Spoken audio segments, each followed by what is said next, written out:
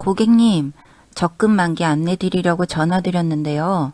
수령 관련 서류가 변경되어 있어서 확인이 좀 필요합니다. 변경요?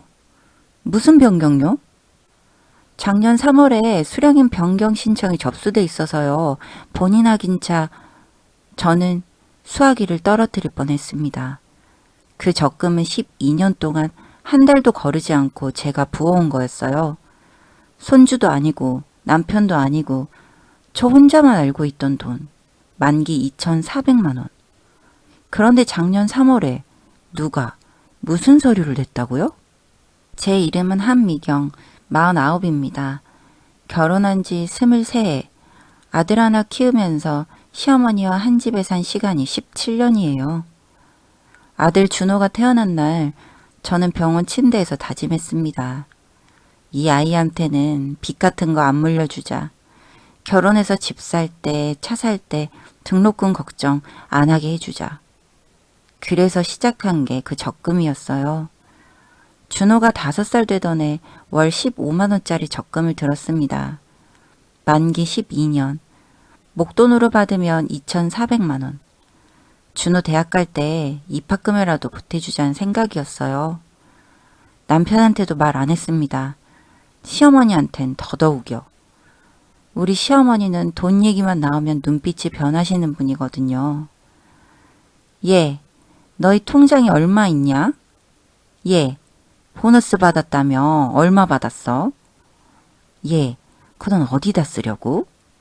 신혼 때부터 그러셨어요. 시아버지가 일찍 돌아가시고 시어머니 혼자 남편을 키우신 분이라 우리 집 돈은 다 당신 돈인 줄 아셨습니다. 그래서 그 적금만큼은 정말 저 혼자만 알고 있었어요.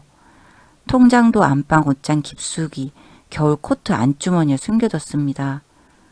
자동이체로 매달 15만 원씩 한 번도 걸은 적 없어요. 그게 작년 봄까지요. 은행 직원은 차분하게 다시 말했습니다. 고객님, 죄송하지만 자세한 내용은 전화로 안내드리기 어렵고요. 직접 영업점을 방문해 주셔야 할 것 같습니다. 신분증 가지고 오시고요. 알겠습니다. 전화를 끊고 1시간을 멍하니 앉아 있었습니다. 머릿속에서 작년 봄 일들이 하나씩 떠오르더라고요. 작년 3월 시어머니가 갑자기 저한테 말씀하셨어요. 얘, 너 도장 좀 줘봐. 네? 무슨 도장이요? 보건소에서 노인뭐 신청한다는데 보호자 도장이 필요하다더라. 며느리 거면 된대.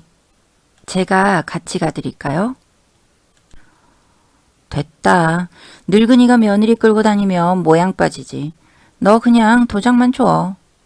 저는 별 의심 없이 인감도장을 드렸어요. 시어머니는 그날 외출하셨다가 저녁에 도장을 돌려주셨습니다. 잘 받아왔다. 그게 다였어요. 그리고 작년 4월쯤 또 한 번 있었습니다. 시어머니가 제 가방을 뒤적이시는 걸 봤어요. 화장실 갔다 나왔는데 거실에서 제 가방을 무릎에 올려놓고 뭔가를 찾고 계시더라고요. 어머니, 뭐 찾으세요? 아니, 손수건 좀 빌리려고 했다. 손수건은 제 가방에. 됐어. 안 보이네. 시어머니는 황급히 가방을 내려놓고 안방으로 들어가셨어요. 그날 가방 안에는 주민등록증이랑 마침 동사무소 다녀오는 길이라 서류 봉투까지 들어있었습니다. 봉투 안에 인감증명서 한 통이 같이요. 친정 부동산 일로 떼뒀던 거였는데 그날 쓰고 남은 게 한 장 있었어요. 그땐 그게 뭘 의미하는지 몰랐습니다. 시어머니는 평소에도 요즘 행정은 다 인터넷으로 된다. 며느리들은 그런 거 몰라 라고 늘 으스대시는 분이었어요. 며느리가 모르는 행정일을 시어미가 다 안다는 게 자존심이셨거든요. 그리고 작년 5월 결정적인 장면이 있었습니다. 시어머니가 외출하고 돌아오신 밤이었어요. 저는 부엌에서 설거지를 하고 있었고 시어머니는 거실에서 누군가와 통화 중이셨습니다. 응, 됐어.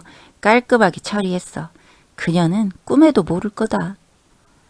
물소리에 묻혀서 마지막 말만 어렴풋이 들렸어요. 그년이 누구인지 뭘 처리했다는 건지 그땐 몰랐습니다. 시어머니가 시누이랑 통화하시나 보다 했어요. 시어머니랑 시누이는 자주 그렇게 험한 말 쓰시거든요. 그게 다 작년 봄 일이에요. 그리고 1년이 지났습니다. 저는 그동안 매달 15만 원씩 꼬박꼬박 자동이체를 했고 통장 잔고가 늘어가는 걸 상상하면서 살았어요. 준호 대학 입학금 그거 하나만 보고요. 만기가 다가오니까 마음이 두근거리더라고요. 준호한테 언제 말해줄까? 통장째로 줄까? 등록금만 내주고 나머지는 졸업할 때 줄까? 그런 행복한 고민을 하던 차에 그 전화가 온 거예요. 저는 그날 저녁밥도 못 차렸습니다.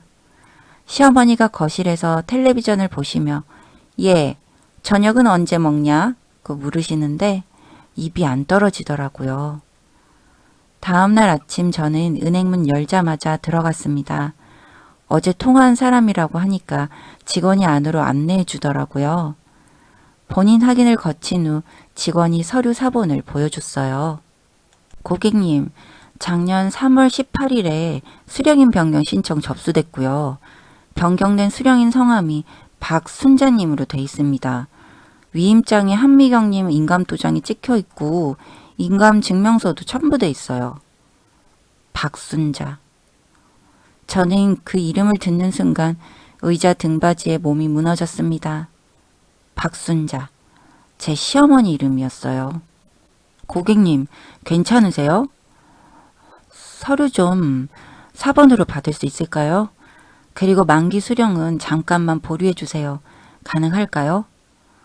네, 분쟁 가능성이 있으면 일주일 정도 보류 가능합니다.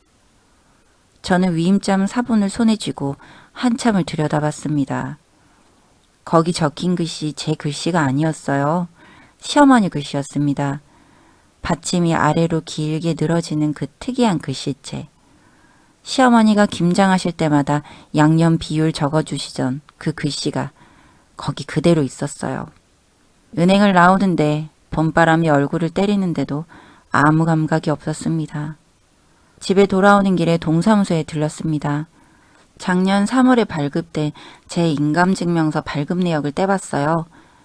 고객님 신청으로 작년 3월 17일에 발급됐네요. 본인 신청으로요. 본인이요? 제가 직접요? 네, 신분증 확인하고 본인 서명도 있고요. 저는 발급 신청서 사본을 떼서 봤습니다. 제 신분증 번호, 제 이름. 그런데 서명이 제 서명이 아니었어요. 그것도 시어머니 글씨였습니다. 신분증은 가방에서 빼서 가져갔다 되돌려 놓은 거였고 서명은 시어머니가 흉내내서 쓴 거였어요. 동사무소 직원이야 매일 수십 명을 처리하니까 서명 대조를 꼼꼼히 할 리가 없잖아요. 게다가 시어머니는 평소에 행정일은 내가 다 안다고 자신만만하신 분이었습니다. 노인정 회비 장부도 친척 부조도 다 당신 손으로 처리해 오신 분이거든요. 그날 오후 저는 동네 작은 카페에 들어가 앉았습니다. 따뜻한 커피 한 잔 시켜놓고 손이 떨려서 마시지도 못한 채 1시간을 앉아 있었어요. 머릿속에서 작년 5월 그 통화가 다시 들렸습니다.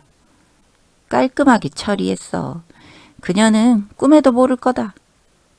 그년, 그게 저였어요.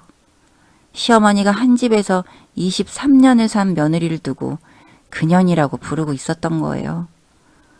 그리고 며느리가 손주 위에 부은 적금을 깔끔하게 처리했다고 누군가에게 자랑하고 있었던 거고요. 전화를 누구한테 했을까? 집히는 사람은 한 명이었어요. 시누이. 저는 카페에서 한 가지 결심을 했습니다. 시어머니랑 정면으로 부딪히면 안 된다. 시어머니는 거짓말의 명수예요. 울고불고 쓰러지고 가슴 부여잡고 일단 증거부터 모으자. 집으로 돌아온 저는 그날부터 사람이 변한 척 했습니다. 시어머니한테 평소보다 더 살갑게 굴었어요. 어머니, 오늘 저녁 뭐 드시고 싶으세요? 어머니, 무릎도 아프세요? 파스 붙여드릴까요? 시어머니는 처음엔 의아해하시더니 며칠 지나니까 흡족해 하시더라고요. 그리고 거실 콘센트 옆에는 제 휴대폰이 늘 켜진 채로 놓여 있었어요. 녹음 앱을 열어놓고요. 시어머니는 통화하실 때 스피커폰 습관이 있으셨거든요. 옆방에서도 다 들리는 그 스피커폰이 이번엔 제 편이었습니다. 사흘째 되는 날 밤이었어요. 시어머니가 안방에서 전화를 거셨습니다. 저는 거실 소파에서 잠든 척 누워 있었고 휴대폰은 콘센트 옆에서 조용히 돌아가고 있었어요. 나다. 그래, 며느리가 요즘 좀 이상하긴 한데 모르는 눈치다. 다음 주에 돈 들어오면 일단 너 사업자금으로 1,000만 원 보내고 나머지는 내가 보관할게. 그년이 그 돈으로 손주 대학 보낸다? 어림없다. 손주는 내 손주지 그년 자식이냐? 녹음 시간 4분 20초. 저는 그 파일을 휴대폰에 2개, 클라우드에 하나, 남편 모르는 이메일에 하나 더 백업해뒀습니다. 이젠 흔들릴 일이 없었어요. 다음날 저는 변호사를 찾아갔습니다. 선생님, 며느리 인감을 시어머니가 도용해서 적금 수령자를 바꿨어요. 어떻게 해야 되나요? 변호사는 서류를 한 장씩 넘겨보더니 안경을 굳혀 쓰고 말했습니다. 인감 도용에 서명 위조까지 있으니까 형사로도 다툴 수 있는 사안입니다. 문제가 될 소지가 큽니다. 다만 가족 간 일이라 처벌 수위는 정상 참작될 수 있고요. 중요한 건 은행 쪽에서 수령인 변경을 취소시키는 거예요. 본사 검토 들어가면 취소될 가능성이 높습니다. 증거는 뭐가 더 필요할까요? 필적 감정 받으시면 됩니다. 시어머니 평소 글씨 샘플 가져오세요. 저는 그날 집에 와서 시어머니가 김장양념 비율을 적어두신 메모지, 노인정 회비 자구에 사인하신 종이, 친척한테 보낸 편지 봉투까지 전부 모았어요. 그리고 시어머니가 노인정 가신 사이에 안방 책상 서랍을 열어봤습니다. 거기서 또 하나가 나왔어요. 시누이한테 보내려고 써둔 듯한 편지 한 장이었습니다. 이번에 들어올 돈은 너랑 나랑 반반 하자. 손이 덜덜 떨렸어요. 그 편지에는 날짜도 적혀 있었습니다. 적금 만기 다음 날짜로요. 저는 그 편지를 사진으로 찍고 원본은 그대로 두고 나왔습니다.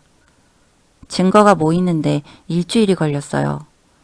그동안 저는 매일 밥상 차리고 무릎 주물러 드리고 시어머니가 좋아하시는 호박젓까지 부쳐드렸습니다. 만기일 전날 밤 저는 남편 앞에 서류 뭉치를 내려놓았어요. 여보, 이거 좀 봐. 남편은 처음엔 무슨 종이인가 했다가 은행 위임장을 보더니 얼굴이 굳었어요. 이게 뭐야? 어머니가 작년에 내 인감 빌려가셔서 준호 적금 수령자를 바꿔놨어. 만기일이 모레야. 2,400만 원. 뭐? 필적감정 의뢰했고 어머니 글씨 맞대. 신우이한테 보내려던 편지도 있고. 저는 휴대폰을 꺼내 녹음 파일을 재생했습니다. 시어머니 목소리가 거실에 울려 퍼졌어요. 1,000만 원 보내고 나머지는 내가 보관할게. 손주는 내 손주지 그년 자식이냐? 남편은 한참 동안 말을 못했습니다. 그러더니 손으로 얼굴을 감싸고 한참을 그러고 있더라고요. 여보, 어머니한테 따지지 마. 내가 할게. 아니, 내가 할 거야. 당신은 옆에 있어주기만 해. 다음날 아침 저는 거실에 앉아 시어머니가 아침상 앞에 나오시길 기다렸어요. 시어머니는 평소처럼 왜 국이 미지근하냐고 한마디 하시면서 자리에 앉으셨습니다. 저는 식탁 위에 서류를 올려놓았어요. 어머니, 이거 뭔지 아시죠? 시어머니가 서류를 흘끔 보시더니 표정이 굳었습니다. 이게 뭐냐? 준호 적금 위임장이에요. 어머니가 제 인감으로 수령자를 바꾸셨더라고요. 필적 감정 결과도 나왔어요. 시어머니는 한참을 말이 없으셨어요. 그러더니 갑자기 가슴을 부여잡으셨습니다. 내가 뭘 어쨌다고? 내가 손주위에서 보관하고 간 건데 며느리가 어디서 시어미를? 저는 휴대폰을 식탁 위에 올리고 재생 버튼을 눌렀습니다. 손주는 내 손주지 그년 자식이냐? 시어머니 손에서 숟가락이 떨어졌습니다. 저는 그날 오후 은행에 갔습니다. 변호사 동행으로요.